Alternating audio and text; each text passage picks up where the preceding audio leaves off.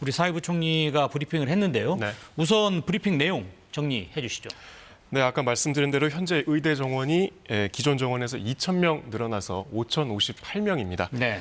교육부는 휴학 중인 모든 의대생들이 복귀를 한다면 내년도에 한해서 증원 전 수준인 3,058명으로 이 모집 인원을 조정하겠다고 했던 이 대학 측 결정을 받아들이겠다 이렇게 밝혔습니다. 네. 이 정부가 일방적으로 결정한 것이 아니라 이 대학들의 자율적인 결정을 정부가 수용한 거다 이렇게 강조를 했는데요. 그럼 여기서 잠깐만요. 정 기자, 그럼 조건이 두 개가 있는 거네요. 3월 말까지 복귀를 해야 되고 예, 이 인원 조정은 내년도에 한해서만이다. 일단 그렇습니다. 네네. 예, 시한을 이번 달로 말씀하신 대로 복귀 시한을 이번 달로 못 박았습니다. 네. 이 3월 말까지 복귀하지 않을 경우, 그러니까 지금 휴학생들이 이번 달 말까지 복귀하지 않을 경우 이 내년도 입학 정원은 지금 그대로 5,058명을 유지하겠다고도 강조했습니다. 네. 이 앞서 의대 학장들과 대학 총장들이 이 같은 내용을 정부에 건의를 했고 이 정부도 의대 교육 정상화를 위해 이를 받아들였다. 이 과정을 이렇게 설명했고요.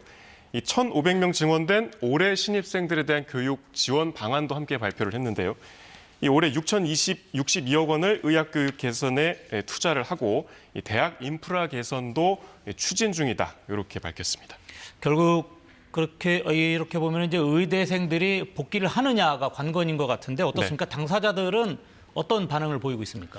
일단 지켜봐야겠지만 아직까지는 좀 회의적인 분위기입니다. 네. 이 무엇보다 정부의 의대 교육 지원 방안이 좀 구체적이지 않다 이런 지적들을 계속하고 있는데요.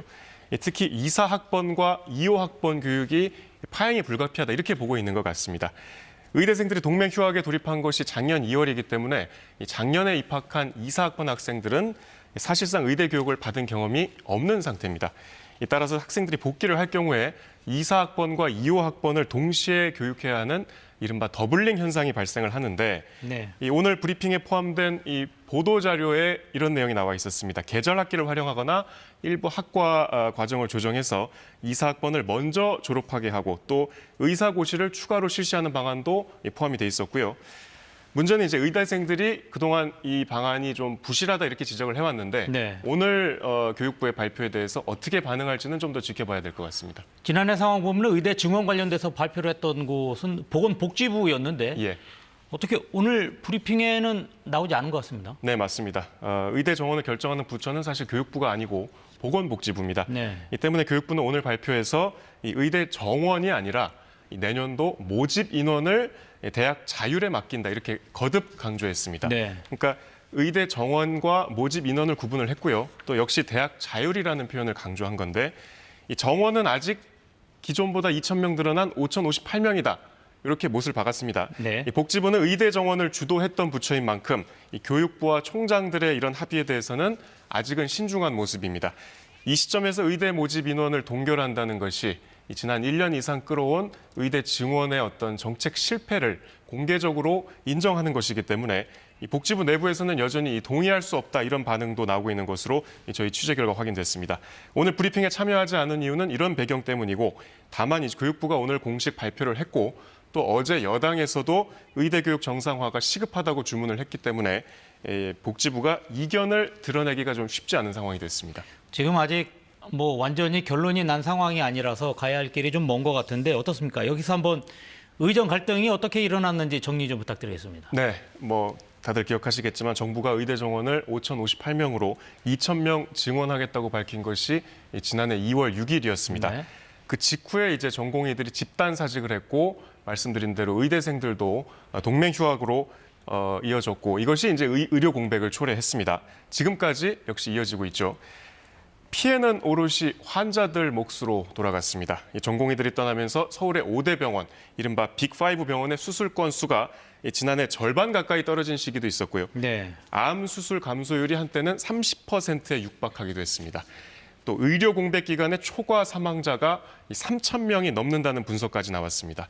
올해 1월에 이주호 부총리가 처음으로 의대 증원을 원점에서 재검토할 수 있다 이렇게 밝혔는데 그때도 의료계의 반응은 좀 부정적이었습니다. 반응이 네. 없었다고 봐야 될 텐데요.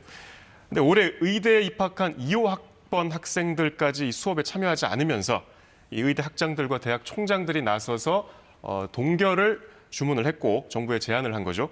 교육부와 여당이 이 제안에 긍정적으로 화답을 하면서 오늘 이 조건부로 내년도 모집 인원을 원래대로 줄이겠다 이런 발표를 하게 된 겁니다. 지금 일단 뭐 내년도 인원은 뭐 줄어드는 것으로 지금 나오는 것으로 그렇게 지금 보이는데 지금 의료계 요구는 조금 다른 것 같습니다. 의대 정원 자체를 조정하라 뭐 이런 건데 뭐 이것은 어떻게 진행되는 겁니까? 그러니까 의료계의 주장은 보다 근본적으로 내년도 정원도 당연히 조정을 해야겠지만 의대 정원 자체를 원래대로 돌려놓는 것이 필요하다는 겁니다. 네. 의대 정원을 2,000명 지원하겠다 이렇게 결정한 곳이 정확하게는 보건의료정책심의위원회입니다. 예. 여기 위원장이 보건복지부 장관인데요. 의료계는 새로운 의대 정원은 별도의 기구에서 결정을 해야 한다 이렇게 주장을 하고 있고요. 따라서 정부가 의료인력 수급 추계위원회를 설치하자 이렇게 제안을 해서 현재 관련 법안이 상임위에서 논의 중입니다. 현재 법안에는 추계위원이 16명으로 구성이 돼 있고 이 가운데 과반인 9명이 의료계의 몫으로 맡기로 돼 있습니다. 이 법안이 통과가 되면 추계위에서 정원을 논의하고 이 심의 결과를 토대로 교육부와 복지부에서 의대 정원을 결정하게 됩니다.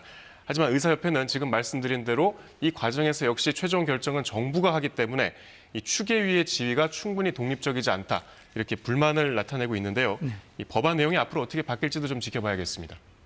네, 알겠습니다. 정 기자 여기까지 듣도록 하겠습니다. 지금까지 정책행정부의 정현욱 기자와 함께했습니다. 고맙습니다.